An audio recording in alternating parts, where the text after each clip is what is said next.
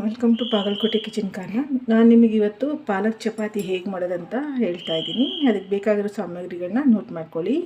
ಮೊದಲದಾಗಿ ಅಜ್ವೈನ್ ಅಂದರೆ ಓಂ ಕಾಳು, ಸ್ವಲ್ಪ ಜೀರಿಗೆ, ಒಂದು 5-6 ಹಸಿಮೆಣಸಿನಕಾಯಿ, ಸ್ವಲ್ಪ ಶುಂಠಿ, ಸ್ವಲ್ಪ ಬೆಳ್ಳುಳ್ಳಿ, ಒಂದು ಕಟ್ಟಷ್ಟು ಪಾಲಕ್ ಸೊಪ್ಪನ್ನ ತೊಳೆದಿಟ್ಕೊಂಡಿದ್ದೀನಿ,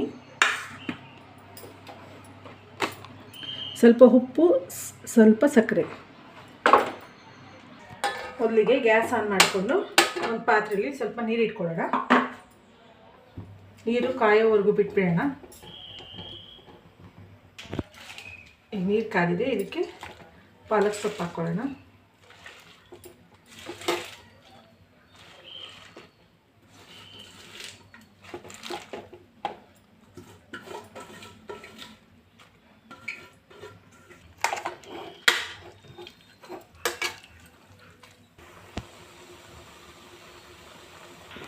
ಪಾಲಕ್ ಸೊಪ್ಪು ಬೆಂದಿದೆ.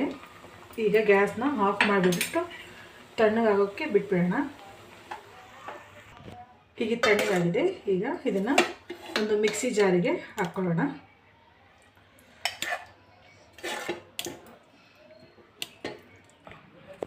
ಈಗ ಮಿಕ್ಸಿ ಜಾರ್ಗೆ ಸ್ವಲ್ಪ ಬೆಳ್ಳುಳ್ಳಿ, ಹಸಿ ಶುಂಠಿ, ಸ್ವಲ್ಪ ಹಸಿಮೆಣಸಿನ್ಕಾಯಿ, ಸ್ವಲ್ಪ ಜೀರಿಗೆ ಹಾಕ್ಕೊಂಡು ರುಬ್ಕೊಳ್ಳೋಣ.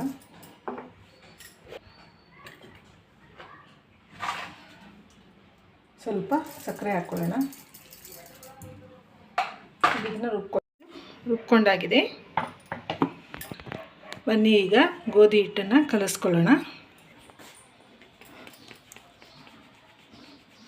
ಗೋಧಿ ಹಿಟ್ಟನ್ನು ಸಾಣಿಸ್ಕೊಳ್ಳೋಣ. ನಿಮಗೆ ಎಷ್ಟು ಚಪಾತಿ ಬೇಕೋ ಅಷ್ಟು ಹಿಟ್ಟನ್ನು ತಗೊಳ್ಳಿ. ನೀವು ಈ ಹಿಟ್ಟಿಗೆ ಸ್ವಲ್ಪ ಉಪ್ಪು ಹಾಕ್ಕೊಳ್ಳೋಣ,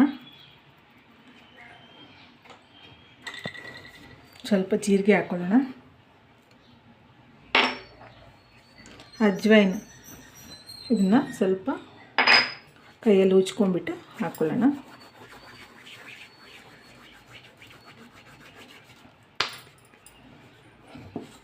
ಏನು ರುಬ್ಕೊಂಡಿದ್ದೀವಲ್ಲ ಪಾಲಕ್ ಸೊಪ್ಪಿಂದ ಇದಕ್ಕೆ ಹಾಕ್ಕೊಂಡು ಕಲಿಸ್ಕೊಳ್ಳೋಣ.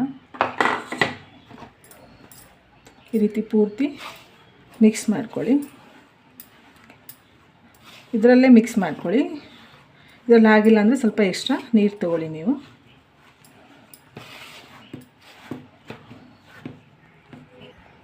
ನಾನು ಈ ಮಿಕ್ಸಿ ಜಾರಲ್ಲೇ ಸ್ವಲ್ಪ ನೀರು ಹಾಕ್ಕೊಂಡು ಕಲಿಸ್ಕೊತಾ ಇದ್ದೀನಿ.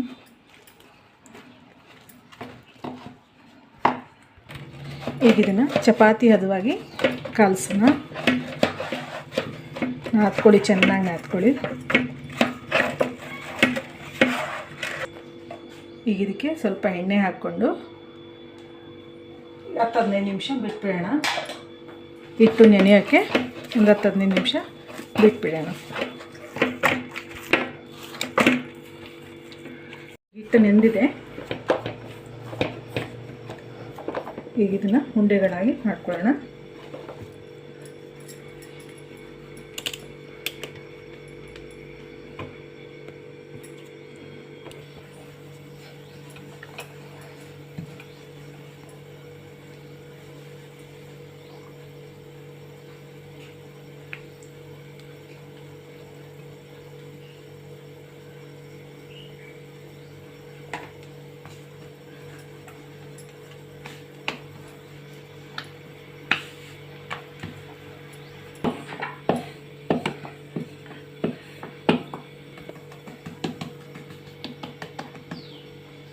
ಈಗ ಇದನ್ನು ಬೇಯಿಸ್ಕೊಳ್ಳೋಣ. ಬನ್ನಿ.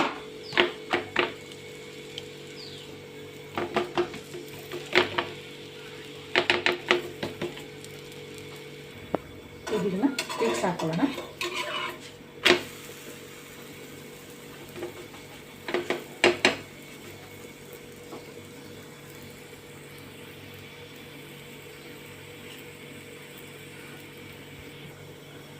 ಈಗ ರೆಡಿಯಾಗಿದೆ.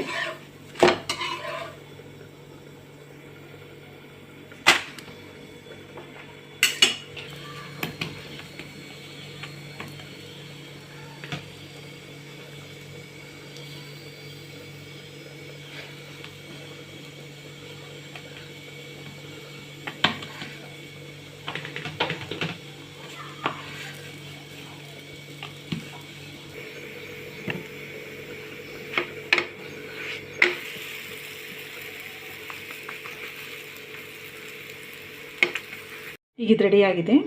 ಎಷ್ಟು ಚೆನ್ನಾಗಿ ಬಂದಿದೆ ನೋಡಿ ಪಾಲಕ್ ಚಪಾತಿ. ನಾನು ಇದನ್ನು ಹೆಸರುಕಾಳು ಪಲ್ಯ, ಸ್ವಲ್ಪ ಮೊಸರು ಮತ್ತು ಕೆಂಪು ಚಟ್ನಿ ಜೊತೆ ಸರ್ವ್ ಮಾಡ್ತಾಯಿದ್ದೀನಿ.